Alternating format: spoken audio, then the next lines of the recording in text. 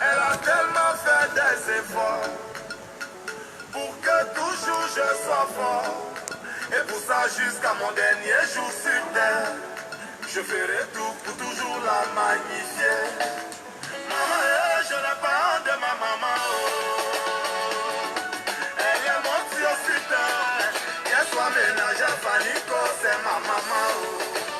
Joe, je n'ai pas honte de ma maman. Max Gratel. Maman, je n'ai pas honte de ma maman.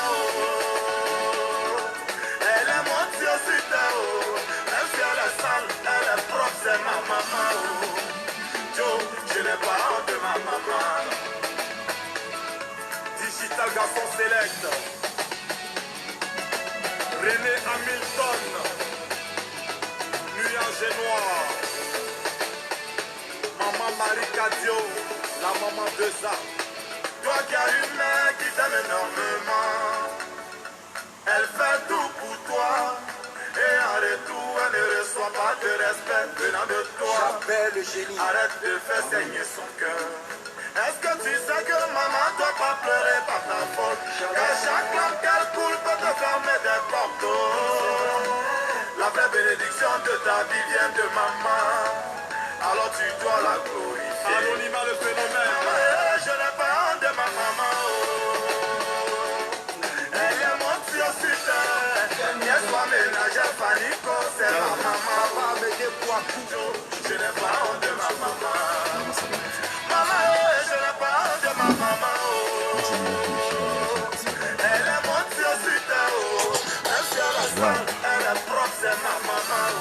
Sergio Ramos, je n'ai pas honte de ma maman. Président Dr Abdoulaye Meïté. Papa Siandou Fofana. Série Dorcas. L'ASPR. Aglova de Paris.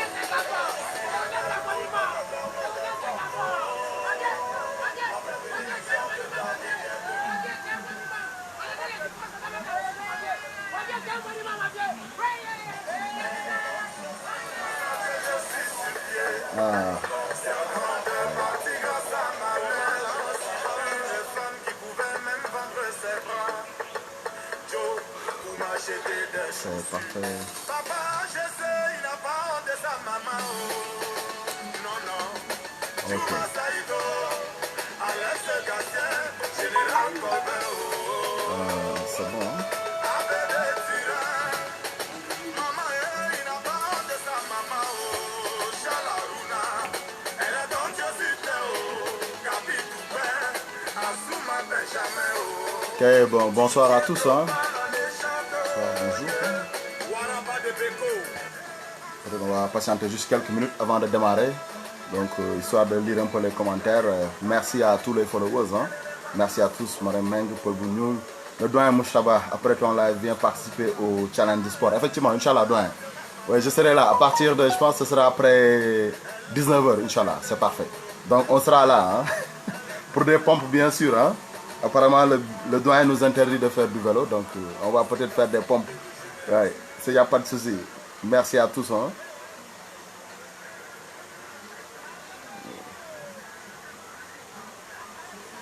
Voilà.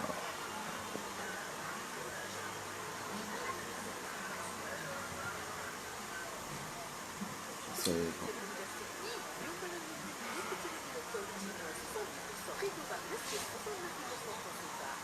Je vais démarrer juste quelques minutes là. Peut-être en fait si le son est bon ou bien s'il y a des soucis techniques, vous me le dites, le temps de le revoir. Okay. Sinon je pense qu'on va peut-être patienter juste quelques minutes et démarrer.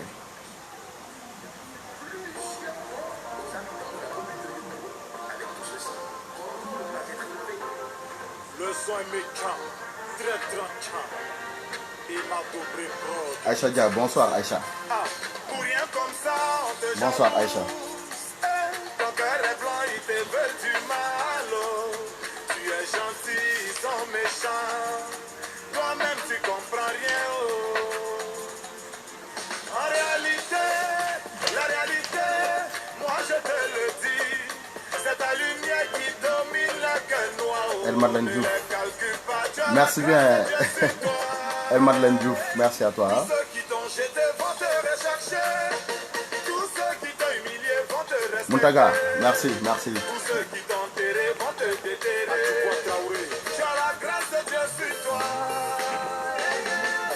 Élevé, élevé, tu seras élevé, oh. Quel que soit ce qu'ils vont faire pour te rabaisser, c'est zéro.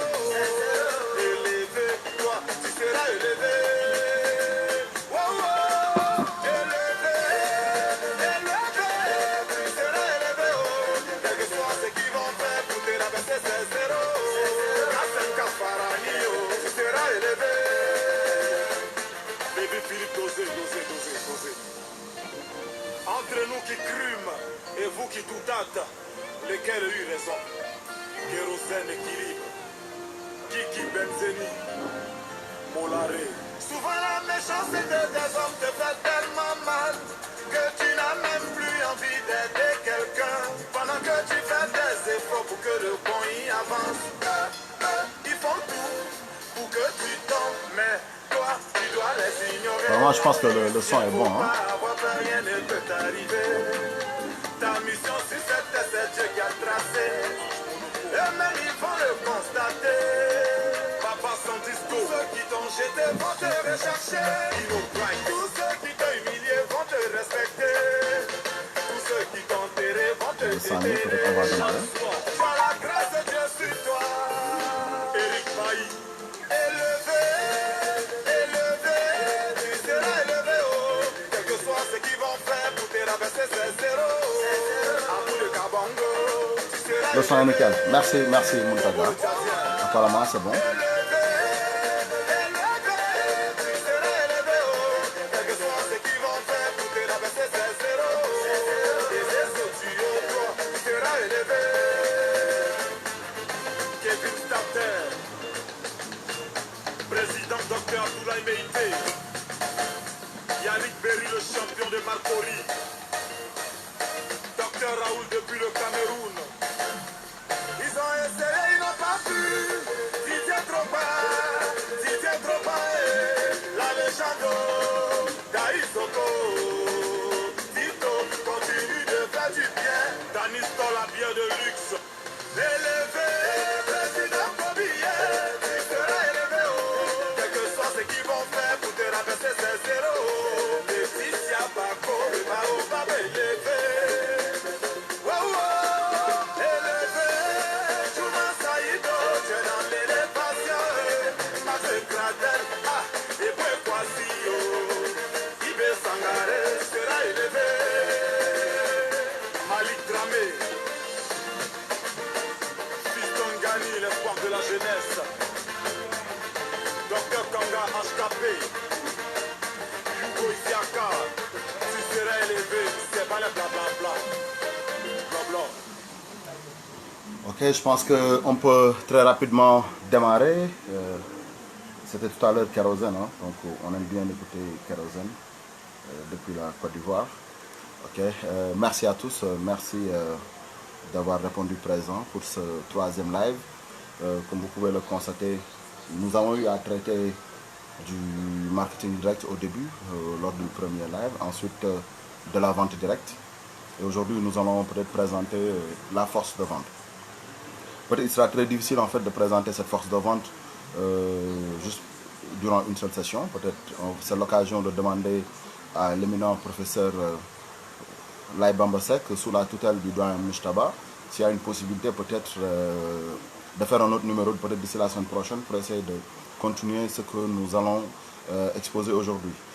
Parce qu'en fait, la vente, pas la vente directe, excusez-moi plutôt, la force de vente, il nous sera très difficile en fait de l'exposer juste durant une séance. Donc peut-être on va essayer d'expliquer quelques notions de base dans un premier temps avant de voir un peu ce qu'on pourrait éventuellement rajouter. Donc si vous avez des suggestions, n'hésitez surtout pas de les mettre en commentaire. Donc on va essayer de lire progressivement. Donc pour ceux qui veulent nous joindre au téléphone, peut-être juste le temps de nous laisser d'ici 19 h de décrocher le téléphone, peut-être parce que là nous ne serions pas dans les dispositions de pouvoir répondre durant ce live, parce qu'il y a des gens, je pense en fait, qui ont tout laissé pour nous écouter, pour nous suivre. Donc c'est le minimum qu'on puisse faire. Donc avant de démarrer aussi, donc je voulais juste aussi formuler une prière, parce qu'on vient de recevoir ce matin les premiers gouttons de pluie, nos premières pluies à Dakar et je pense que dans certaines zones du pays. Et nous prions pour que ce soit vraiment une occasion quand même de se séparer quand même de cette pandémie qu'est le Covid. Donc, et nous souhaitons prompt rétablissement à tous les malades du Covid. Merci à tous. Donc nous allons très rapidement démarrer par la force de vente. Quand on parle de force de vente, peut-être qu'il y a deux notions qui viennent. C'est une terminologie, peut-être c'est ou bien, je dirais même pas un concept, mais aujourd'hui ça met en évidence deux éléments, deux notions, à savoir force et vente. C'est quoi une force et c'est quoi la vente dans un premier temps? Parce qu'en fait, avant de parler de la force de vente en tant que telle, nous devons essayer d'appréhender la notion. C'est quoi exactement ces deux termes, ce que c'est une force et ce que c'est que la vente. Et quand on parle de force dans une logique ou bien dans une approche marketing, souvent ça nous conduit peut-être vers le SWOT, un outil d'analyse stratégique, vers le SWOT. Et quand on parle de SWOT, de force, ça nous renvoie directement dans l'entreprise elle-même. C'est peut-être plus ou moins des facteurs, ça peut être plus ou moins des facteurs ayant la possibilité de faire tourner les choses. Je vais m'expliquer pourquoi.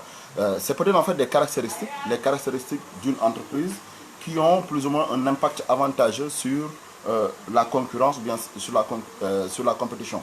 Ce sont des facteurs internes. Quand on parle de force, ce sont des facteurs internes qui résultent de l'entreprise. Ça peut être une capacité d'innovation, la qualité, la technologie, le personnel, ainsi de suite. Ça peut être beaucoup de choses qui pourraient permettre de pérenniser l'activité de l'entreprise.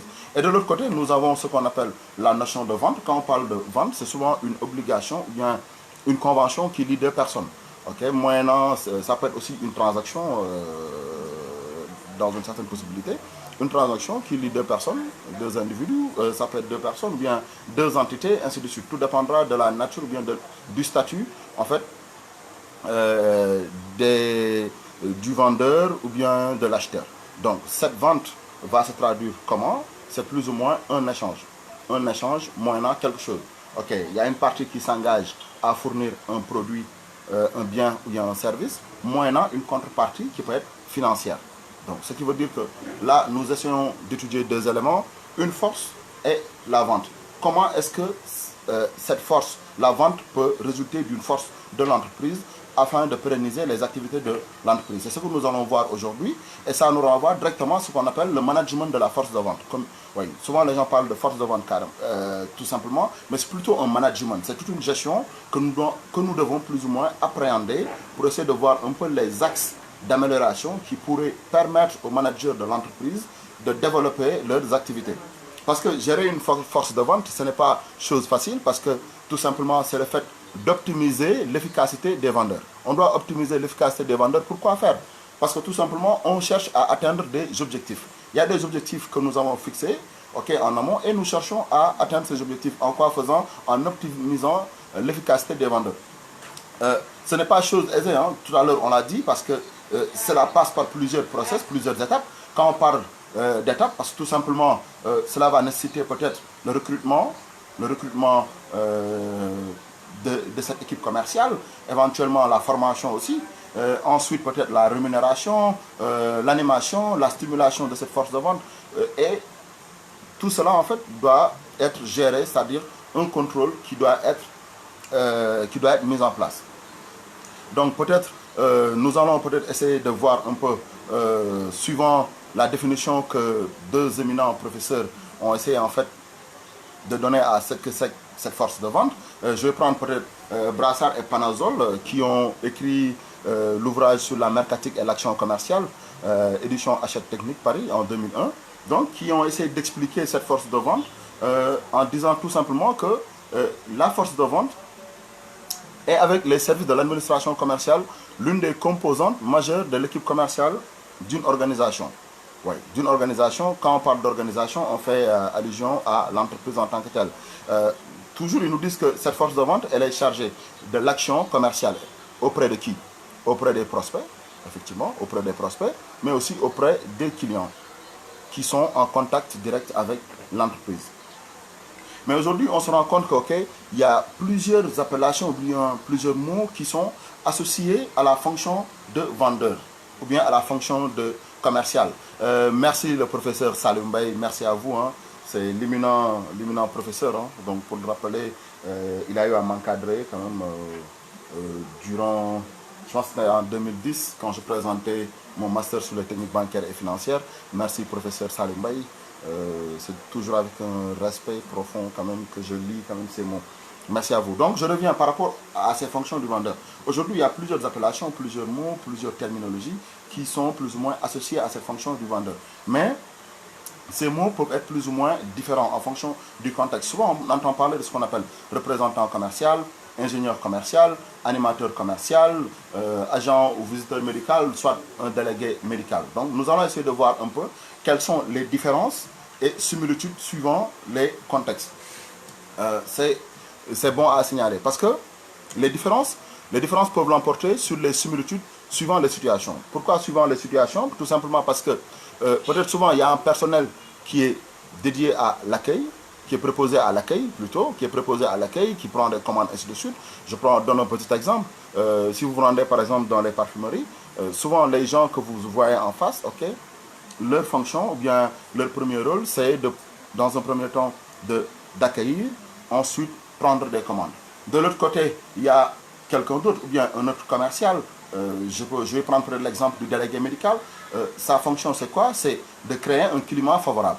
De créer un climat favorable, informer le client actuel ou potentiel par rapport à la disponibilité peut-être de nouveaux produits. De l'autre côté aussi, on a ce qu'on appelle les ingénieurs technico-commerciaux. Donc c'est une fonction aujourd'hui qui commence à prospérer. Aujourd'hui, on parle beaucoup plus d'ingénieurs de technico-commercial, tout simplement parce qu'au-delà des fonctions techniques, ils se sont renforcés avec des notions commerciales assez solides pour pouvoir booster les ventes. Je vais prendre l'exemple peut-être d'un promotionnaire, M.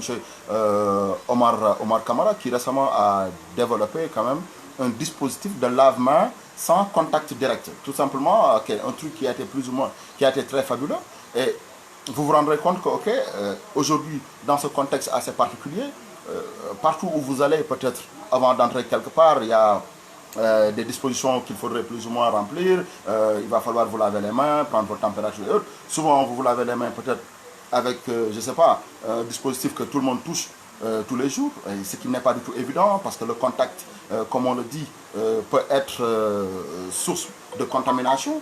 Et dans ce cas précis, le gars, il a mis en place un appareil, en fait, où vous n'aurez pas de contact avec la main, de contact manuel. Ça se fait directement avec les pieds. Donc, c'est une innovation de taille. Je ne dirais pas une innovation, peut-être ça a existé auparavant, mais par rapport à ce contexte précis, il l'a développé. Et pourtant, c'est un technicien à la base.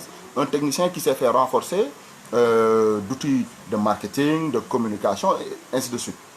Et de l'autre côté, il y a ce qu'on appelle des commerciaux qui, plus ou moins, essayent de développer des efforts créatifs pour la vente de produits ou bien de services, par exemple. Je vous dis, par exemple, ceux qui sont, par exemple, dans tout ce qui est vente de produits d'assurance, de services d'assurance plutôt, et autres. Ça, ce sont des commerciaux qui ont pour vocation aujourd'hui de vous présenter des produits. Maintenant, si vous êtes si vous êtes favorable par rapport à ça, vous n'aurez pas à hésiter pour procéder à un acte de vente.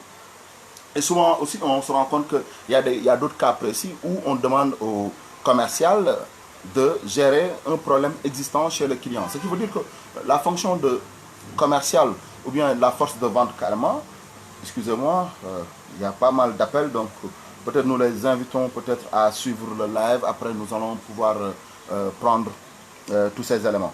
Nous allons prendre ça. Ok. Merci Ndaï Traoré, merci Fatfal, merci à vous, Aïcha Dia, merci encore. C'est bon. Donc nous allons continuer. Ok.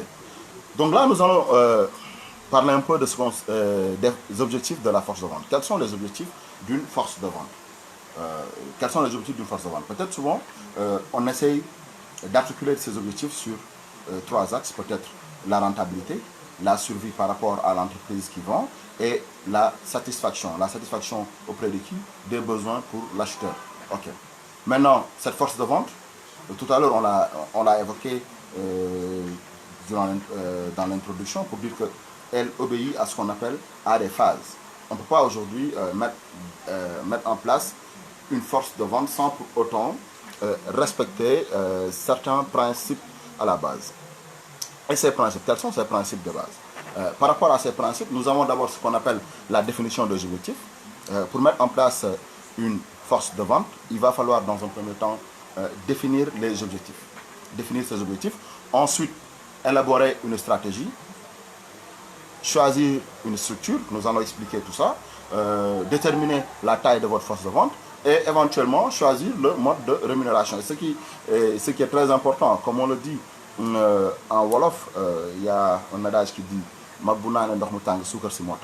ok, donc ce qui veut dire que le mode de rémunération est très déterminant par rapport à la motivation des équipes commerciales. Et toujours par rapport à cette définition des objectifs, quand on parle de définition des objectifs, nous faisons allusion à quoi? Parce qu'en fait, la définition des objectifs prend en considération l'objectif, les marchés qui sont visés, mais aussi le positionnement sur chaque marché. Les objectifs qui sont visés et le positionnement sur chaque marché. Parce que là, il va falloir inclure des tâches, ou intégrer plus ou moins des tâches qui seront affectées aux vendeurs.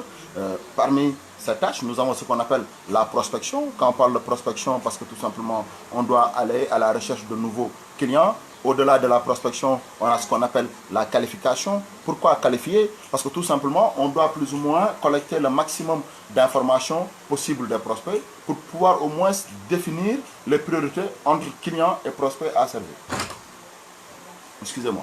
L'autre point, c'est quoi? C'est la communication, parce qu'on doit communiquer, présenter le produit, informer, donner le maximum d'informations du produit ou bien du service que nous proposons à notre clientèle. L'autre point, c'est la vente. Quand on parle de vente, ce n'est pas un acte qui est direct parce que ça obéit aussi à un process. Il y a l'approche client qu'il va falloir intégrer, il y a la présentation commerciale, il y a la réponse aux objections et peut-être éventuellement la conclusion. Au-delà de la vente, aujourd'hui, il y a une notion qui a été intégrée, c'est les dispositions, par exemple, des services après-vente, les services qui touchent, par exemple, à tout ce qui est conseil, tout ce qui est assistance technique ou financière et livraison. Ensuite, le dernier élément, c'est quoi? C'est la collecte d'informations. C'est-à-dire, tout simplement, on doit encore essayer d'évaluer les retours d'informations, peut-être, de notre client. Le client avec qui que nous venons de décrocher à l'instant, nous devrons tout le temps, après la phase après-vente, tout le temps évaluer un peu son retour. Ça nous permet en fait de mieux maîtriser non seulement ce client, mais en fait faire un profilage par rapport à ce type de clients. Et c'est très important par rapport à la démarche à suivre. Oui, El Hadj Ibrahima Niang. El Hadj Ibrahima Niang, quels sont les statuts juridiques les plus fréquents de la force de vente? Nous allons revenir sur ça, peut-être juste le temps de terminer les questions et revenir sur ça. C'est parfait. Donc on continue par rapport aux phases pour la mise en place d'une FDV, c'est-à-dire d'une force de vente. Merci le grand Ablaye Mbou, nous avons beaucoup apprécié quand même la présentation de la fois dernière. Et toujours par rapport à l'objectif de ces forces de vente, aujourd'hui on se rend compte peut-être dans les pays développés, il y a pas mal de statistiques en fait qui montrent que les vendeurs passent à peu près 80% de leur temps avec des clients actuels et peut-être 20% avec des prospects. Pourquoi cela? Parce que là tout simplement il y a l'aspect fidélisation qui entre en vigueur et c'est très important. Je salue au passage toujours le doyen Moustaba pour la session de la fois dernière, vraiment qui a fait une très belle présentation, très exhaustive de ce qu'on appelle sur le concept de fidélisation. Je pense que nous avons beaucoup pris note la fois dernière et merci encore. Et toujours par rapport à ces statistiques, on se rend compte que 80% sur ces clients, 85% des vendeurs aujourd'hui se focalisent peut-être sur des produits actuels et peut-être 15% sur de nouveaux produits. Mais ce qui est à noter, c'est qu'en fait, on doit chercher à limiter vraiment les produits. Quand je dis limiter les produits, parce que quand il y a des produits très complexes aujourd'hui, le commercial ne peut pas, en fait il serait assez hasardeux et risqué aujourd'hui de parvenir à mettre à la disposition d'un commercial un lot de produits assez complexes ou bien de services assez complexes qu'il aurait du mal, par exemple, à expliquer ou bien à présenter. Donc là, en fait, il revient, par exemple, au manager d'évaluer un peu la structure à mettre en place. Ce qui veut dire qu'après l'élaboration ou bien la définition des objectifs, il convient maintenant, par exemple, de définir la structure de la force de vente. Quelle est la structure la mieux adaptée par rapport à cette force de vente? Parce que là, à ce niveau, on se rend compte que cette structure dépend de la stratégie de l'entreprise. La structure de la force de vente dépend de la stratégie de l'entreprise. Je vais m'expliquer par rapport à ça. Si aujourd'hui, l'entreprise n'a qu'un seul produit à vendre, par exemple, à des clients qui sont plus ou moins qui sont homogènes, là, peut-être, on peut opter pour une structure par secteur géographique. On peut opter pour une structure par secteur géographique parce que tout simplement, nous n'avons qu'un seul produit que nous présentons à une clientèle homogène. Donc là, c'est moins compliqué. Peut-être l'approche la plus adaptée serait de procéder à une structure par secteur géographique. De l'autre côté, si l'entreprise peut-être a de nombreux produits ou services qui sont en jeu par exemple, là, une organisation par produit et par client se justifie davantage. Pourquoi une organisation par produit et par client? Pourquoi une organisation par produit et par client? Parce que là, nous cherchons à peut-être satisfaire, mais comment satisfaire? Parce que tout simplement, c'est un choix qui n'est pas du tout facile, parce que le premier, nous n'avons qu'un seul produit à une clientèle bien déterminée, donc c'est moins compliqué. Approche peut-être par secteur géographique. L'autre approche, si nous avons beaucoup de produits ou bien beaucoup de services qui sont en jeu, peut-être nous allons vers une organisation par produit et par client. Donc nous allons nous expliquer tout à l'heure par rapport à toutes ces structures. Peut-être souvent d'habitude quand on parle de force de vente, on était beaucoup plus dans une approche factuelle, mais là on explique vraiment le pourquoi des choix des structures qui sont plus ou moins choisies. Au-delà de l'approche géographique, on a dit tout à l'heure, il y a ce qu'on appelle la structure par produit et par client. S'il y a des questions, c'est le moment de poser toutes ces questions et nous allons essayer de voir et répondre à tout ça. Ok, merci encore Ablaye, merci cher Omar Saoudani, Laye Bamba Kamara, merci à vous, hein, merci pour le suivi et tout. Donc nous allons toujours continuer par rapport à la structure de la force de vente. Aujourd'hui, on se rend compte que souvent, il y a une variable qui est à intégrer, c'est-à-dire l'évaluation de la force de vente. Il y a des entreprises qui n'hésitent pas à évaluer leur force de vente. Comment évaluer cette force de vente? Par rapport à ces entreprises, souvent, ils font appel à des consultants. Oui. Au-delà de l'évaluation interne, on peut procéder à ce qu'on appelle une évaluation externe. Oui. Pour voir un peu exactement comment se comporte cette force de vente. Bon, je vais prendre peut-être un petit exemple. Je pense que c'est l'exemple de British Airways dans les années 2000 qui avait plus ou moins essayé d'évaluer à l'époque sa force de vente. Comment? Parce que tout simplement, il y avait des consultants qui étaient là pour voir un peu l'activité de la force de vente de British Airways. Et ils s'étaient rendu compte que l'activité était tout à fait favorable pour tout ce qui était B2C, mais de l'autre côté, dans la partie ou bien dans le segment B2B, on s'est rendu compte qu'il y avait des choses à améliorer. Et là, il est ressorti de cette étude que British Airways avait mis en place ce qu'on appelle une équipe qui était dédiée aux grands clients, c'est-à-dire aux gros clients, c'est-à-dire les clients qui étaient les plus rentables. Et aujourd'hui, c'est une tendance qui se voit de plus en plus dans les entreprises. Je prends par exemple l'exemple de la Sénélec, où aujourd'hui, il y a ce qu'on appelle une direction des grands comptes. Il y a la direction des grands comptes qui gère aujourd'hui les gros clients de Sénélec. Parce que tout simplement, on s'est rendu compte que suivant l'activité de Sénélec, il y a des niveaux où bien le chiffre d'affaires était réparti par niveau de tension. Donc, et là, on se rend compte que peut-être il y a ces gros clients essentiellement composés d'industriels et autres qui font, je pense, une importante partie du chiffre d'affaires. Et de l'autre côté, chez nous, le jargon qu'on utilise, c'est la clientèle achetée qui renvoie à une clientèle haute tension. De l'autre côté, vous avez une clientèle MT et une clientèle BT. Donc, c'était juste pour expliquer. Paul Bougnou Sao, je pense que ouais, est efficace sur la vente des produits hydrocarbures. C'est parfait. Je vais répondre. Je pense que par rapport à cette question, il y a peut-être l'exemple de Shell qu'il va falloir donner. Donc peut-être on va expliquer un peu. par rapport à ça. Donc c'est juste pour dire par rapport à l'évaluation de cette force de vente, cela peut plus ou moins nous amener aujourd'hui à non seulement évaluer, mais prendre des décisions stratégiques par rapport à l'activité de l'entreprise.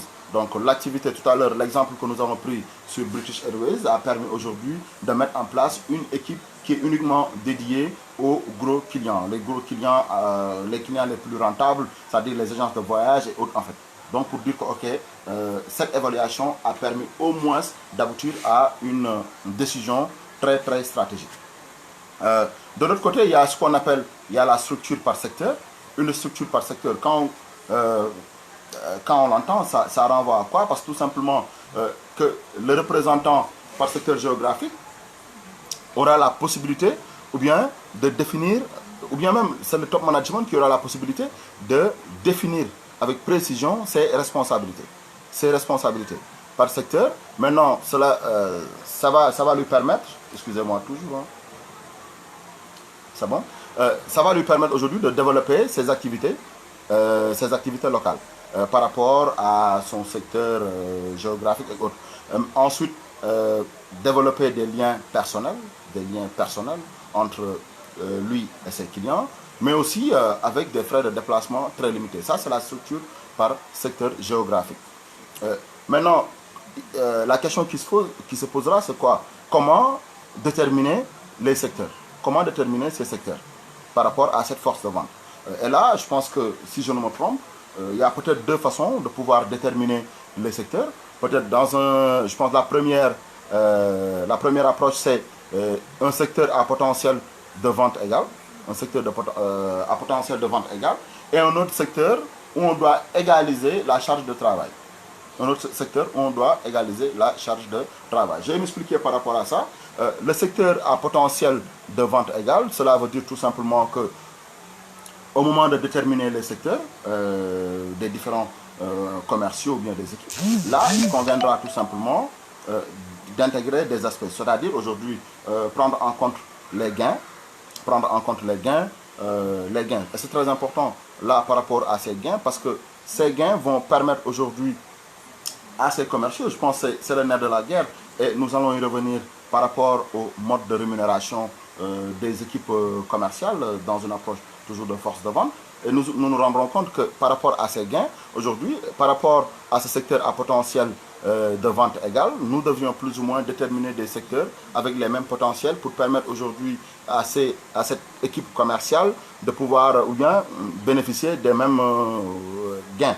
Mais là, il y a un autre souci parce que tout simplement, il peut y avoir des écarts. Pourquoi des écarts? Parce que ces écarts peuvent résulter des efforts personnels. Oui, ces écarts peuvent résulter des efforts personnels entraînant plus ou moins une très forte motivation. Et là, par exemple, il sera très difficile à situer. De l'autre côté, il y a ce qu'on appelle le fait d'égaliser la charge de travail. Comment égaliser la charge de travail aujourd'hui? Parce que tout simplement, on doit peut-être essayer d'allouer des tâches à chaque commercial. Maintenant, ces tâches, cela leur permettra de couvrir leur secteur de façon satisfaisante. Maintenant, peut-être, il y a un autre souci, c'est que tout simplement, il peut y avoir des différences de potentiel importants. Mais là, peut-être, il y a moins d'inconvénients s'ils sont payés au fixe. Mais ça peut être aussi grave s'ils sont plus ou moins rémunérés à la commission. Nous allons peut-être revenir un peu sur les modes de rémunération qui sont assez particuliers dans ce qu'on appelle dans les équipes commerciales. Nous allons peut-être voir l'autre approche, c'est-à-dire l'approche par produit. Excusez-moi, ça sonne un peu. L'approche par produit. Pourquoi une approche par produit? C'est toujours dans les structures à choisir. Il y a ce qu'on appelle la structure par produit. Parce que là, il y a ce qu'on appelle toujours une organisation qui a été mise en place par rapport au déploiement des activités de la force de vente. Maintenant, la structure par produit implique quoi? C'est une structure qui implique plus ou moins la maîtrise de la gamme. La maîtrise de la gamme parce que là, il va falloir que les équipes commerciales maîtrisent parfaitement les produits ou services qu'ils auront à proposer, une parfaite connaissance des produits ou services des représentants. Maintenant, le souci, c'est quoi? C'est qu'en fait, s'il y a plusieurs produits qui sont achetés par les mêmes clients, peut-être que là, vous pouvez vous spécialiser sur une gamme de produits que vous vendez. Ok, vous êtes spécialisé par exemple dans tel type de produit. Maintenant, s'il y a un client par exemple qui achète plusieurs gammes à la fois, là, ça peut être un souci parce que si vous ne maîtrisez pas toutes les gammes de produits, peut-être l'entreprise aura à déployer des équipes qui vont plus ou moins rencontrer, le client tour à tour, et ce qui est plus ou moins difficile. L'autre aspect, il y a ce qu'on appelle la structure par marché. Pourquoi la structure par marché? Une structure par marché implique quoi? C'est aujourd'hui le fait de mettre en place une organisation de la force de vente par type de client.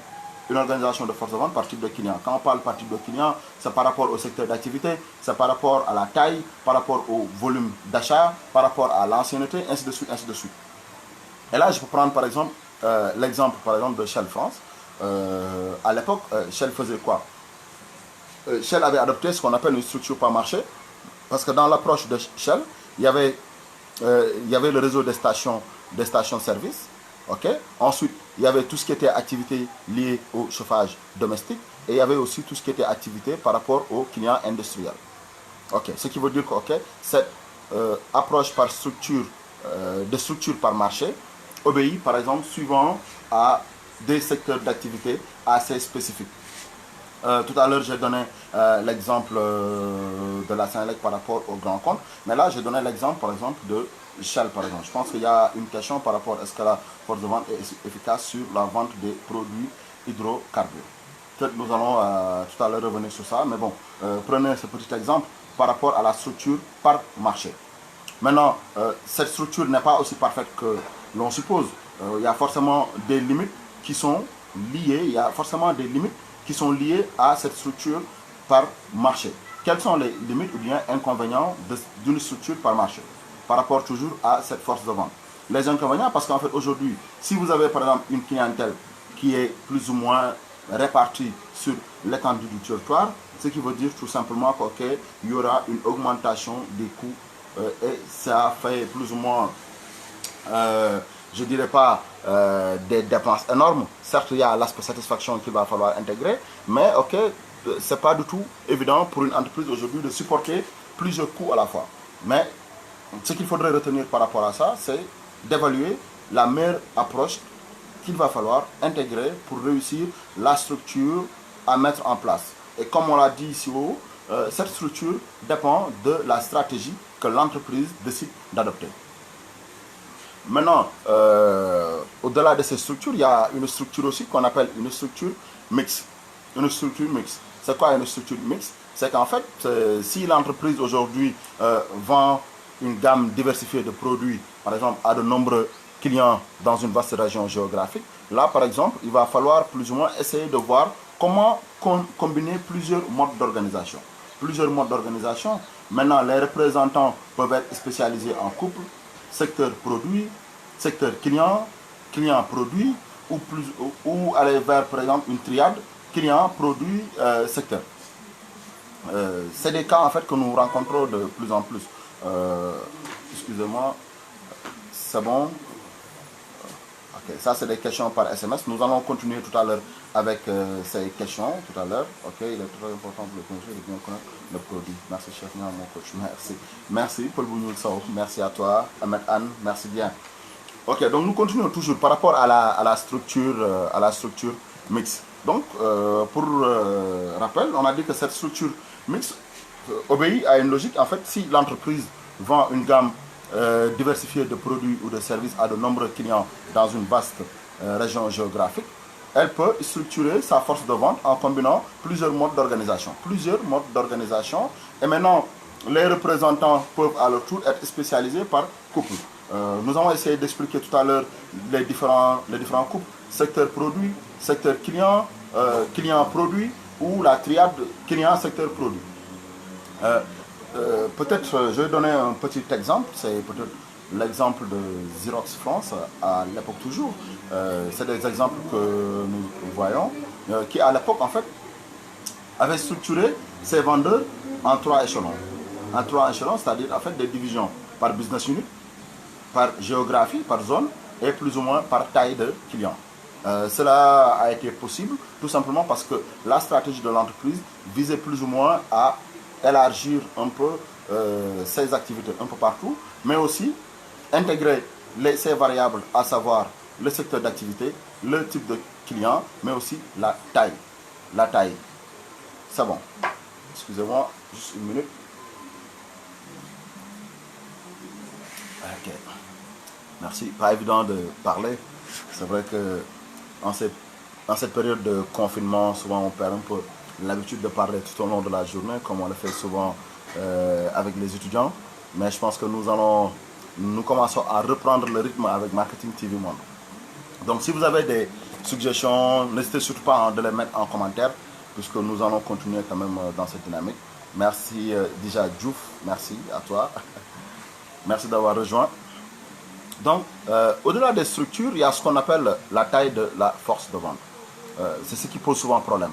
Aujourd'hui, il y a beaucoup de managers qui ont des soucis aujourd'hui pour voir un peu comment déterminer la taille de la force de vente. Je ne dirais pas que c'est une chose qui est assez aisée, mais ce n'est pas aussi difficile que l'on peut prétendre. Parce que, comme je l'ai dit par rapport à la structure, la taille de la force de vente dépend aussi de la stratégie de l'entreprise.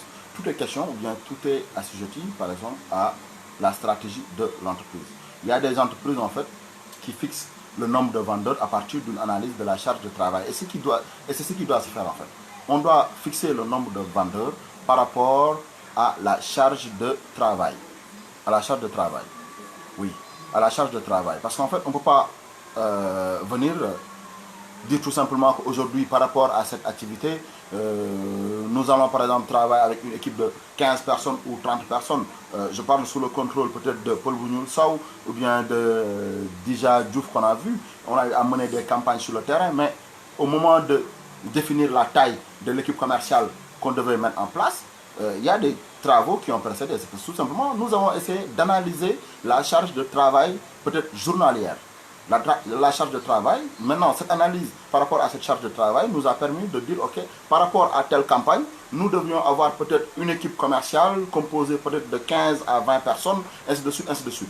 Maintenant peut-être il y a d'autres facteurs qui seront intégrés, comme peut-être la performance des commerciaux. C'est très important parce qu'aujourd'hui, si l'entreprise décaisse des fonds pour une campagne ou bien pour une activité, forcément, en fait, on attend de vous quand même l'atteinte des objectifs.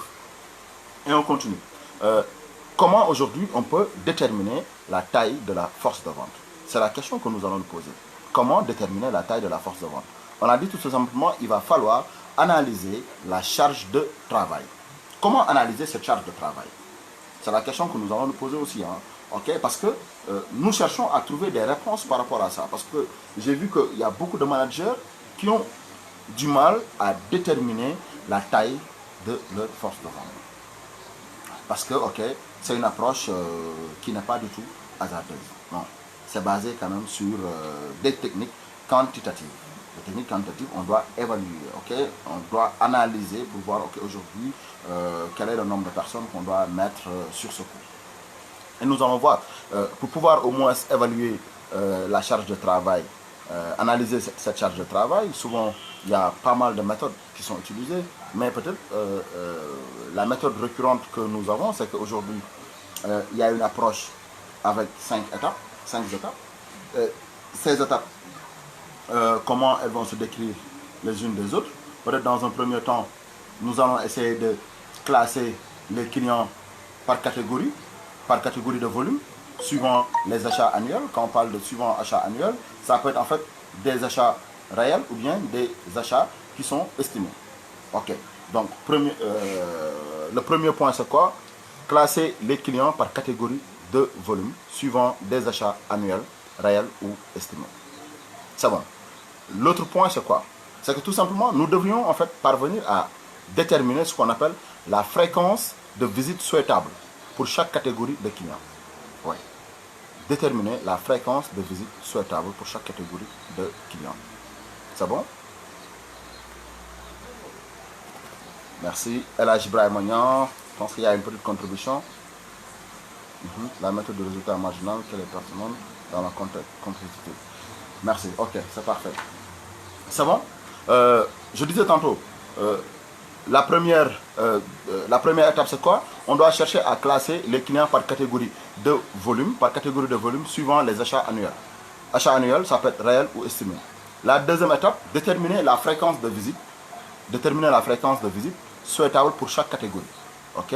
Ça peut être par exemple le nombre de visites par client, par an. Ok? Nous allons essayer de voir cette approche aussi. Ensuite, essayer de calculer la charge de travail globale, exprimée en nombre de visites à effectuer par an. Certes, bon, là, je ne dirais pas que cela demande en fait des prérequis en mathématiques, mais c'est le minimum en fait qu'on puisse faire pour ne pas se tromper par rapport à cette approche d'analyse de la charge de travail pour pouvoir au moins définir la taille de notre force de vente. Ensuite, il va falloir aussi fixer le nombre de visites qu'un représentant peut effectuer dans une année. Jusqu'à présent, nous parlons d'une approche annuelle. Maintenant, ça peut être des objectifs annuels qui seront déclinables en objectifs semestriels, trimestriels, mensuels, hebdomadaires, journaliers. Ça dépendra de nous. Quelle est plus ou moins l'approche que nous souhaitons, avec laquelle nous souhaitons évaluer nos équipes commerciales. Ensuite, le dernier point, c'est essayer de voir un peu comment mettre en rapport aujourd'hui le nombre total de visites à faire dans l'année par le nombre de visites annuelles pouvant être effectuées par un représentant. Ouais, ça demande quand même plus ou moins, je ne dirais pas des estimations, mais des calculs assez pointus pour ne pas se tromper dans l'analyse des charges de travail. Donc, c'est un support en fait que certains des étudiants ont. Donc, nous allons peut-être plus ou moins tout à l'heure après essayer de partager avec ceux qui le souhaitent, qui pourront nous prendre en inbox. On leur donnera un peu aujourd'hui comment évaluer ou bien comment analyser les charges de travail. Comment évaluer la charge de travail. Et par rapport à ce cas, je vais prendre par exemple l'exemple aussi de Coca-Cola. Coca-Cola, je pense que c'était Coca-Cola Australie, qui avait essayé de voir un peu comment atteindre en fait toute sa clientèle, essayer de garder le contact et tout. Et ils n'ont pas hésité aujourd'hui, ils n'ont pas hésité à l'époque de faire appel à des équipes qui ont, qui ont gardé ce contact via par exemple ce qu'on appelle une approche à distance, okay? Parce qu'il y avait des contacts téléphoniques et tout, cela leur a permis en fait non seulement de garder le contact avec leurs gros clients, mais aussi même les petits clients, ils avaient la possibilité de les contacter au téléphone, essayer de voir un peu ce qu'ils pouvaient faire, quelles sont les innovations à amener, quels sont peut-être les axes d'amélioration à apporter par rapport à ça. Et ensuite, peut-être nous allons parler de ce qu'on appelle la rémunération de la force de vente. Et pour rappel toujours, il sera très difficile aujourd'hui d'aborder cette question de force de vente en une séance. Peut-être il y aura une prochaine séance pour parler peut-être du recrutement, de la formation et pas mal de points sur lesquels nous devons plus ou moins essayer de développer pour, au grand bénéfice des étudiants. L'autre point, c'est quoi? La rémunération de la force de vente. Quand on parle de rémunération de la force de vente, peut-être il va falloir rappeler les règles pour la mise en place d'une force de vente. Et parmi ces règles, on a dit qu'il va falloir recruter des gens qui sont capables, savoir les motiver et savoir les garder. Savoir les motiver, savoir les garder, peut-être là, c'est l'aspect financier, pécuniaire, okay, qui va entrer en considération. Il y a ce qu'on appelle une rémunération qui est fixe. Une rémunération qui est fixe, okay, ça peut permettre aujourd'hui à l'équipe commerciale de pouvoir garantir le revenu. Parce que ce n'est pas du tout évident aujourd'hui de prendre une équipe commerciale qui adosse ses revenus sur des éléments variables. Aujourd'hui, si vous pouvez les garder aussi, il va falloir peut-être souvent, il y a des entreprises qui optent pour une approche de fixe, une rémunération fixe. Il y a d'autres entreprises aussi qui optent pour une approche, par exemple, une rémunération variable qui est adossée au chiffre d'affaires, c'est-à-dire ce que vous aurez à vendre. Et il y a des entreprises qui adoptent par exemple le mix des deux, c'est-à-dire une rémunération fixe avec des variables. Ces variables, ce sont les commissions, okay, qui seront versées à l'équipe commerciale suivant les ventes qui seront réalisées. Au-delà de ces aspects, il y a peut-être deux autres éléments qui entre souvent en vigueur, c'est peut-être le remboursement des frais de transport, peut-être pour les motiver davantage par rapport aux efforts entrepris, c'est très important. Ensuite, il y a ce qu'on appelle les avantages annexes. Souvent, l'entreprise peut faire bénéficier à ses équipes ce qu'on appelle des avantages. Ces avantages peuvent être quoi? Ça peut être, je dis bien, ça peut être par exemple un véhicule de fonction qui sera mis à leur disposition. Ça peut être par exemple une assurance aussi. Ça peut être plusieurs facteurs qui peuvent motiver davantage. Ça peut être plusieurs facteurs qui peuvent motiver davantage en fait l'équipe commerciale. Mais ce qu'il faudrait retenir, c'est que ok, par rapport à cette rémunération, il y a une partie fixe, il y a des variables par rapport à les commissions et il y a le mix fixe plus variable. Maintenant, essayons d'intégrer ces deux autres éléments très essentiels, à savoir tout ce qui est remboursement des frais de transport par rapport à la motivation toujours, et éventuellement des avantages annexes. Les avantages annexes, ça peut être un véhicule de fonction, ça peut être des assurances, ainsi de suite, ainsi de suite. Parce qu'en fait, ces aspects aujourd'hui sont à intégrer dans l'approche de la force de vente si l'entreprise veut vraiment pérenniser ses activités. Et on nous demandera tout simplement, peut-être il y a une question que je voulais répondre, on me l'a envoyé tout à l'heure par SMS. Cette première question s'articule autour de quoi? Parce qu'on nous pose la question à savoir, est-ce que par exemple, est-ce que la force de vente est un élément du mix marketing? Mais effectivement, quand on parle de force de vente, on est dans ce qu'on appelle dans le marketing mix. Quand on parle de force de vente, on est dans le marketing mix. Mais on est dans quelle variable du mix? On est dans quelle variable du mix? On est peut-être dans, je dirais pas peut-être, on est dans la variable de la distribution et la variable de la communication. Souvent, on voyait dans certains ouvrages, on nous disait, ok, la force de vente, c'est la distribution. Non, pas seulement la distribution. Il y a aussi l'aspect communication qui doit être intégré dans l'approche du mix par rapport à la force de vente. Par rapport à la force de vente. Cette force de vente, par rapport à ses rôles et à ses tâches, aujourd'hui, tout à l'heure on l'a dit, il va falloir peut-être prospecter, il va falloir tout le temps prospecter, vendre, négocier, assurer le suivi et tout ce qui est fidélisation, l'assistance, tout ce qui est par exemple service après-vente, information, mais aussi l'aspect rentabilité. Rentabilité, ce qui est très, je dirais pas très important, mais c'est le nerf quand même hein, de la guerre. Mais il se trouve que souvent, on nous dit qu'il y a ce qu'on appelle deux types de force de vente. Il y a ce qu'on appelle une force de vente interne et une force de vente externe. Une force de vente interne et une force de vente externe. Par rapport à ces forces de vente, ce que nous pouvons dire aujourd'hui, c'est qu'il y a ce qu'on appelle une force de vente sédentaire ou force de vente indoor. Force de vente sédentaire indoor, aujourd'hui, c'est peut-être les vendeurs qui sont en magasin, les vendeurs qui sont en magasin ou bien qui sont dans les locaux de l'entreprise et autres. Okay.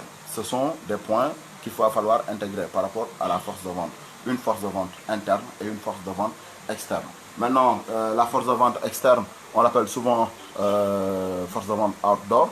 Outdoor, c'est-à-dire tout le personnel qui se déplace sur le terrain. Tout le personnel qui se déplace sur le terrain. Excusez-moi. 2 minutes. On vous rappelle tout à l'heure, hein, juste quelques minutes, le temps de terminer cette première partie et éventuellement de voir s'il y a une possibilité d'aller vers une deuxième présentation avec les notions de recrutement, de formation et d'évaluation et de contrôle par rapport à la force de vente. Donc tout à l'heure on l'a dit, par rapport à cette force de vente externe, ok, ça peut être des commerciaux non salariés, ça peut être des commerciaux non salariés, des commerciaux ou vendeurs non salariés qui sont dans l'entreprise, qui sont liés à l'entreprise. Ou bien, en fait, il y en a aussi en fait des cas où on trouve par exemple des vendeurs ou commerciaux qui ont peut-être des contrats sur une durée bien déterminée vis-à-vis de l'entreprise. Il y a ce qu'on appelle une force de vente supplétive. C'est des commerciaux, souvent des commerciaux non salariés de l'organisation, des commerciaux non salariés de l'organisation, qui viennent peut-être de manière ponctuelle renforcer la force de vente par rapport à une activité précise. Et là, souvent, c'est des contrats, par exemple, à court terme.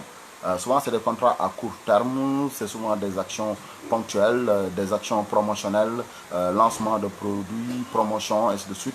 Donc, en fait, il va falloir l'intégrer. Donc, ce qui veut dire, par rapport à ces statuts, aujourd'hui, on peut voir par exemple des gens qui sont liés directement à l'entreprise ou bien des gens par exemple qui viennent pour renforcer par exemple l'activité de l'entreprise. On voit qu'aujourd'hui il y a pas mal d'entreprises qui sollicitent souvent cette force de vente supplétive durant le mois de carême, durant le mois de Ramadan. On voit qu'il y a beaucoup de promotions qui se passent par exemple dans les grandes surfaces et autres. L'entreprise fait appel souvent à des cabinets externes qui vont recruter à leur tour une équipe commerciale qui a pour rôle de renforcer peut-être les activités. Ça peut être, comme je l'ai dit tout à l'heure, un lancement de produits ou éventuellement la promotion de produits.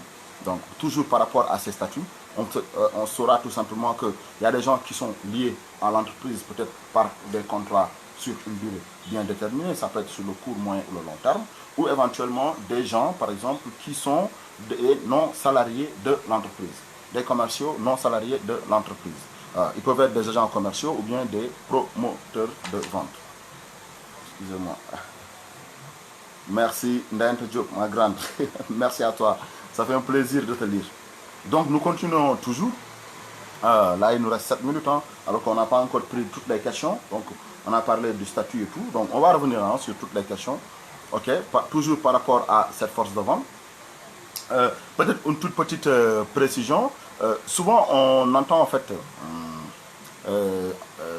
cette terminologie responsable des ventes.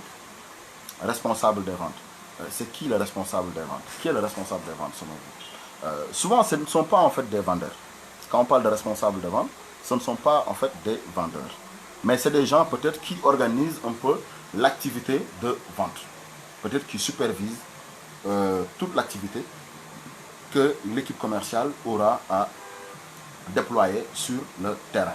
Donc c'est bien de le mentionner parce que souvent quand on parle de responsables de vente, ainsi de suite, les gens pensent en fait que ce sont des commerciaux, des gens qui sont sur le terrain qui vendent. Ok, il y a ces responsables de vente qui de temps en temps sont sur le terrain par rapport à la vente de certains produits, mais il y en a qui ne se déplacent pas trop, mais qui assurent le rôle de monitoring. Tout ce qui est monitoring, ils organisent, ils définissent les objectifs et éventuellement ils contrôlent. Souvent quand on parle de responsables de vente, on peut aussi faire allusion à ce qu'on appelle des directeurs commerciaux, directeurs de vente, inspecteurs de vente, des responsables de zone, ainsi de suite, des technico-commerciaux. Ça dépend du statut, mais aussi du secteur d'activité. Ça dépend du statut et du secteur d'activité. Merci le doyen Abdoulaye Mbow, le grand Abdoulaye Mbow. Donc juste pour dire qu'aujourd'hui, quand on parle de force de vente, c'est une force motrice de l'entreprise. La force de vente est la force motrice de l'entreprise. L'entreprise doit vendre parce qu'en fait, son objectif, c'est vraiment d'aller vers tout ce qui est lucratif. Et aujourd'hui, une bonne stratégie marketing par rapport à cette vente doit avoir peut-être des vocations, à savoir vendre mieux et plus.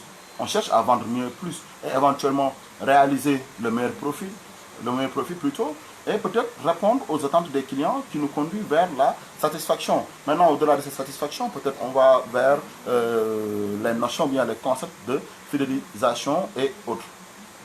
Là, on n'aura pas le temps peut-être en fait, de voir un peu les différents types de ventes. Peut-être la prochaine fois, on aura l'occasion de voir tout ça. On va essayer de voir un peu les différentes questions par rapport à ça.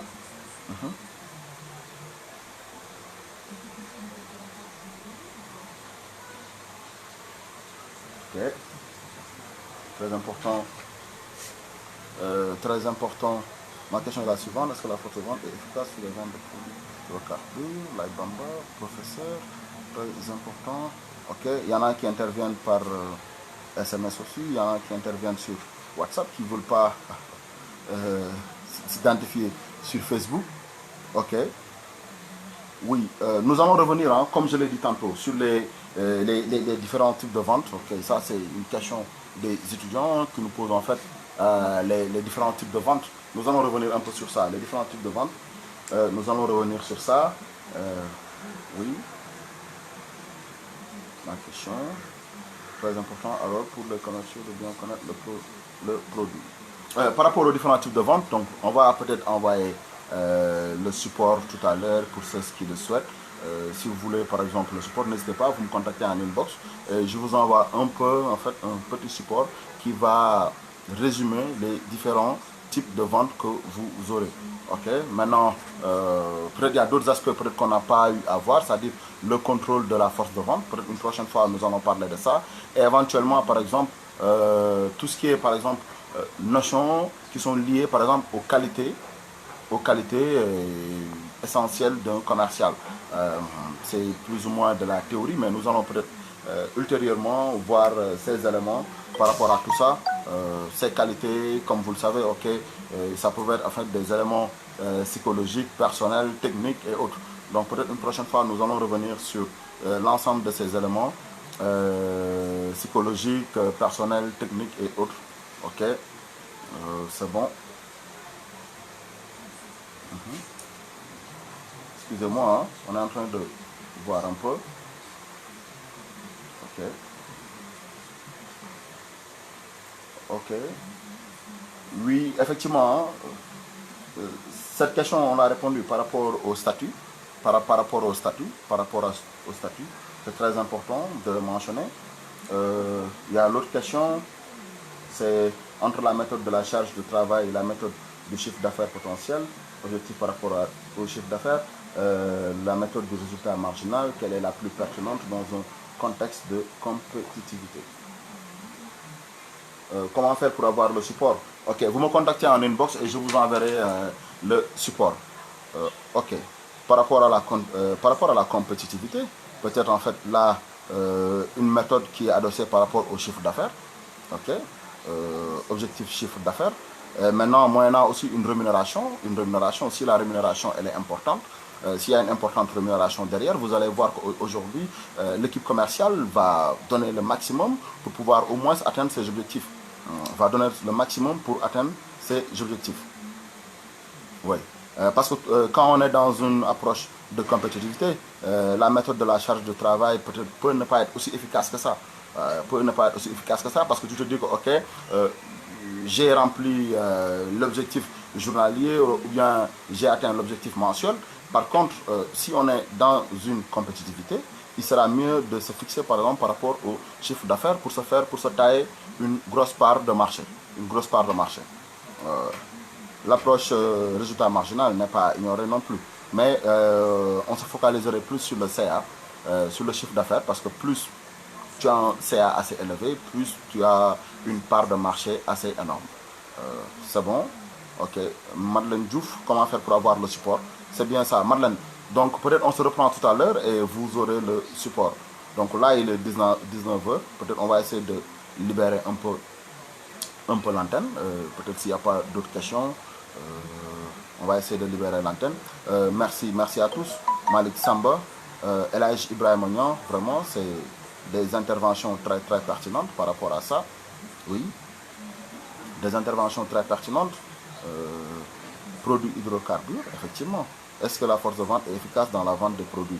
Ah, c'est très, très efficace parce qu'aujourd'hui, tu ne vas pas trop te focaliser sur une approche de B2C, mais plus particulièrement sur une approche de B2B. Tu dois plus ou moins essayer de voir comment développer tes ventes dans le B2B, parce que dans le B2C, ok, peut-être ça peut être au feeling, mais dans le B2B, aujourd'hui, décrocher des grosses entreprises qui peuvent aujourd'hui avoir des contrats avec ton réseau de stations pour tout ce qui est fourniture de carburant et autres pour les véhicules d'exploitation ou bien les véhicules de fonction. Donc ça peut être lié à ça. Ok, je pense que c'est bon, il n'y a pas d'autres questions. Grand Seynulo, merci d'avoir rejoint. Merci à tous. Donc peut-être on peut libérer l'antenne. S'il y a des questions, vous les mettez dans les commentaires. Nous allons revenir sur toutes les questions et essayer de répondre à tout ça. Ok. Merci Elhaj Ibrahim Ognan. On essaie quand même de donner le maximum, on essaie d'expliquer au mieux. S'il y a des contributions, des suggestions, n'hésitez surtout pas. Et éventuellement, je veux dire, l'erreur est humaine naturellement. S'il y a peut-être des omissions ou bien des manquements à ça, peut-être c'est le moment de s'excuser et peut-être de nous revenir avec les éléments correctifs. Mais en tout cas, on a essayé de faire assez de recherche pour pouvoir vous donner le maximum, en espérant peut-être, ou bien en se donnant rendez-vous la semaine prochaine peut-être, pour l'acte 2. La force de vente ne peut pas être traitée par exemple en une séance ou bien en deux séances. Il y a plusieurs choses en fait, plusieurs choses à aborder, plusieurs éléments, plusieurs concepts. que nous pouvons développer par rapport au timing qui est assez short. Peut-être on se donne rendez-vous une prochaine fois et éventuellement essayer de voir un peu ce qu'on peut faire. Merci Madeleine Diouf. N'hésitez surtout pas, pour les supports, c'est disponible, c'est gratuit. Vous me faites un message sur Messenger et je vous l'enverrai, il n'y a pas de souci. Merci, Ndayante Diop. Ça, c'est une amie, ça. Merci à toi, une amie et une collègue. Merci à tous nos followers, amis, adeptes, passionnés du marketing, parents, proches et tout. En tout cas, on vous remercie et on vous donne rendez-vous peut-être la semaine prochaine, Inch'Allah. Bien des choses à vous et portez-vous bien. Merci.